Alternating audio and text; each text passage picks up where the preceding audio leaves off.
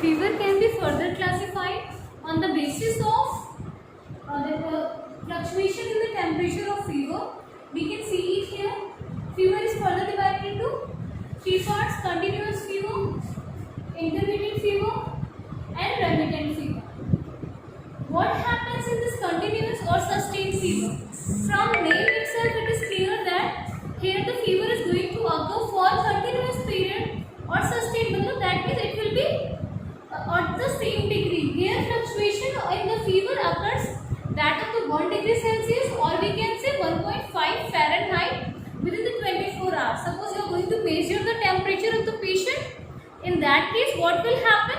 The temperature of the patient will be 1.5 Fahrenheit or 1 degree Celsius only. There would be no fluctuation in the temperature for 24 hours, but there will be no normal temperature also. You would not think that the temperature of person's body will become normal. No, it will not be, but it would be of the moderate grade. And here in the rise in the temperature occurs, it occurs step by step, slowly. Suddenly rise in temperature is not observed in this fever. Now you can see how you can identify different kind of diseases with the help of fluctuation in the temperature of fever. How? Let us see.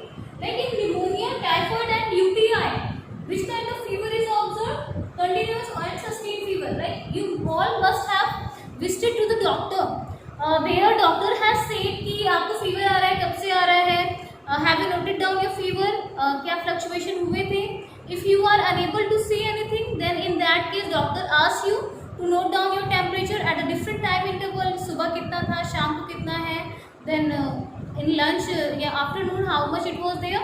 So you can just from that doctor gets the idea which kind of fever that person could have. अगर उसने बोला कि temperature change नहीं हो रहा है, it is around this much only, and certain fluctuation of 1 degree Celsius only occurring, then which category of fever it is? Continuous or sustained fever. And in this fever, then there could be the indication of which kind of disease? Those diseases which are the in which continuous or sustained fever occurs. Like example is pneumonia, typhoid and UTI. Here UTI is urine tract infection, in which inside the urinary bladder infection of bacteria occurs. So in that this kind of fever is observed. Then the next one is intermittent fever. What happens in this intermittent fever? It is just written there. Fever occurs here, but it occurs for certain time. It doesn't last long for long duration throughout the day, but throughout the day it occurs for a few hours. Like we can say कि शाम को बुखार आ रहा है, केवल दिन में आ रहा है. That kind of thing occurs. So example of this intermittent fever is malaria, tuberculosis, and pyrogenic fever. Malaria we all know. Tuberculosis also we know. Bacterial infection it is. What is pyrogenic fever? So pyrogenic fever is that fever in which infection from any pathogen has occurred, and in that case our body's mast cell, which is a kind of WBC, they are trying to fight with that infection, and in fighting with the infection they produce one chemical. That chemical is known as pyrogene, और उसी से क्योंकि उस chemical के production से fever आ रहा है, that's why it is called pyrogenic fever.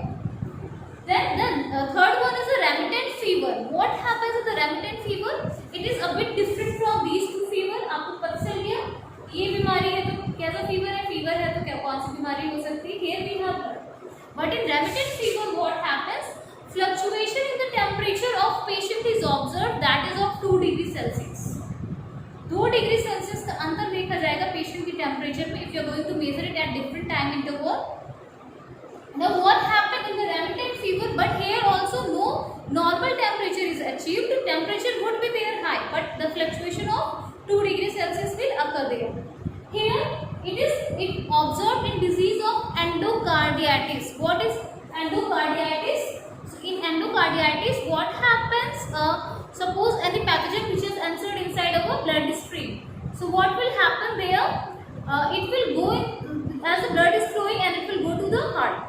Now what will happen? This pathogen will enter inside the tissues or the cells of that heart, and there it will cause infection. Because of that inflammation and that irritation will occur in the heart muscles or the cardiac muscles, cardiac tissues.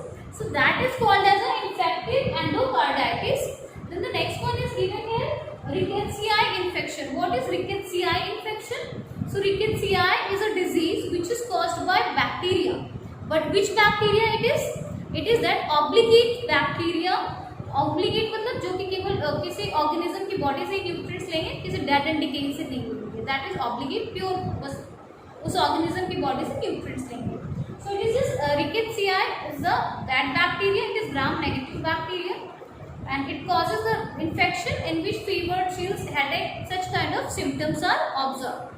As we have read different kind of fever, so we should know what happens in the case of fever. That I was discussing here only. आपको इसको याद करने के लिए कुछ नहीं सोचना है. Only you have to think, suppose someone is having fever. In that case, what happens? जब fever आता है, first of all, rise in temperature occurs. Rise in temperature occurs. That means कि जो आपकी body का BMR है. Now question arises, what is BMR?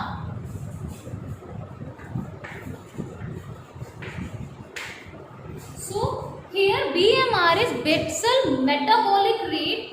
Basal metabolic rate means suppose we are at rest. At that time also our body is not at rest. It is doing certain function like it is just helping in respiration. It is fighting with the germs. So that is called as a BMR.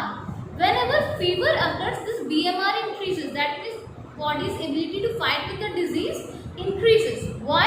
Because pathogen is there inside the body, and all the soldiers of our body, WBC, which you know that, they are just trying to eradicate that infective agent from our body. So that we just came to know about. Then after that, what happens in the fever? In fever, the storage of glycogen or the adipose tissue which stores fat, its level declines. Why its level declines? Because body needs energy, and from where the energy will come?